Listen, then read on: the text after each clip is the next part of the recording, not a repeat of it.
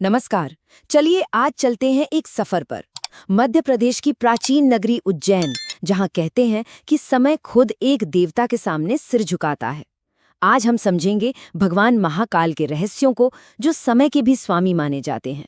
सोचिए, पवित्र शिप्रा नदी का किनारा, जहां की हवा में ही एक अजीब सी एक पुरानी शांति घुली हुई है। बस वहीं पर है महाकाल का भव्य मंदिर। ये सिर्फ एक इमारत नहीं, ये एक दिव्य अनुभूति का केंद्र है। अच्छा, इसका महत्व कितना बड़ा है?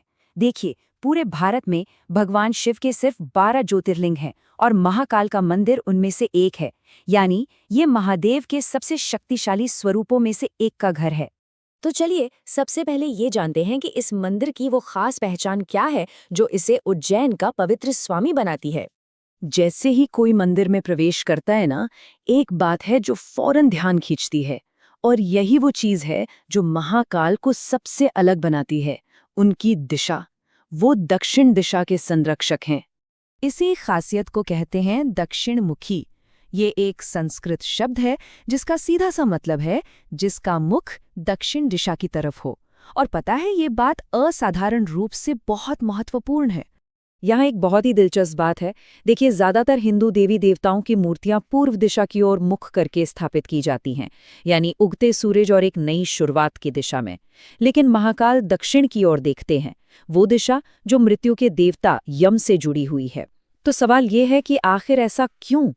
असल में इसका एक बहुत गहरा आध्यात्मिक मतलब है। तंत्र साधना में दक्षिण दिशा का एक खास महत्व होता है, और सबसे बड़ी मान्यता ये है कि दक्षिणमुखी होकर महाकाल अपने भक्तों को अकाल मृत्यु के डर से बचाते हैं। वो मौत की दिशा के ही स्वामी हैं। लेकिन महाकाल यहाँ स्थापित कैसे हुए? इस सवाल का जवाब एक कथा में छिपा है, और इसी कथा में है समय के स्वामी होने का रहस्य। कहानी कुछ यूं है कि प्राचीन उज्जैन में दूषण नाम का एक राक्षस था जो बहुत आतंक मचा रहा था। जब भक्तों ने शिव से प्रार्थना की तो भगवान शिव खुद धरती फाड़कर प्रकट हुए और एक ही पल में उस राक्षस को भस्म कर दिया। इस चमत्कार के बाद भक्तों ने उनसे गुजारिश की कि वो हमेशा के लिए यहीं बस जाएं, और उन्होंने ये प्रार्थना स्वीकार कर ली।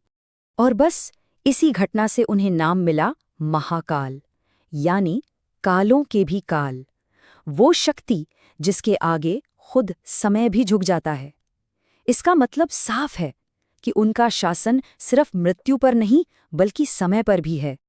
अब जरा बात करते हैं उज्जैन के उस सबसे गहरे आध्यात्मिक अनुभव की, जिसे देखने के लिए दुनिया भर से लोग आते हैं। ये है पवित्र भस्म का अनुष्ठान, जिसे हम भस्म आरती कहते हैं। तो आखिर इस भस्म आरती में ऐसा क्या खास है जो इसे इतना अलौकिक और इतना दिव्य बना देता है? देखिए, ये आरती सुबह होने से भी पहले ब्रह्म मुहूर्त में होती है। इस आरती का सबसे अनोखा पहलू ये है कि इसमें शिवलिंग का अभिषेक ताज़ी चिता के भस्म से किया जाता है। हाँ, ये जीवन और मृत्यु के चक्र का सीधा प्रतीक है। ये इतना शक्तिशाली अनुभव माना जाता है कि दुनिया भर से भक्त महीनों पहले इसकी बुकिंग कराते हैं। और मान्यता तो ये है कि इसके दर्शन मात्र से ही जन्म मरण के बंधन से मुक्ति मिल जाती है। इस पूरे अनुभव को अगर एक शब्द में समेटना हो तो शायद वो शब्द होगा अलौकिक। मतलब एक ऐसा एहसास जो इस दुनिया से परे का लगता है। तो कुल मिलाकर ये साफ हो जाता है कि महाकाल का दर्शन सिर्फ एक तीर्थ यात्रा नहीं है, बल्कि एक ऐसा अनुभव है जो हमेशा के लिए याद रह जाता है।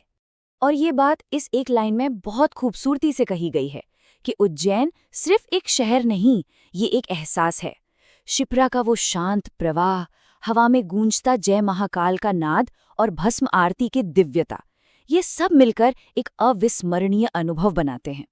तो आखिर में बस यही सवाल हमारे जहन में रह जाता है, एक ऐसी दुनिया में जहां हम सब समय की सीमाओं में बंधे हुए हैं, उस शक्ति के दर्शन करने का क्या मतलब है जो खुद समय का स्वामी है? ये एक ऐसा विचार है जो इस यात्रा को सच में यादगार बना देता है।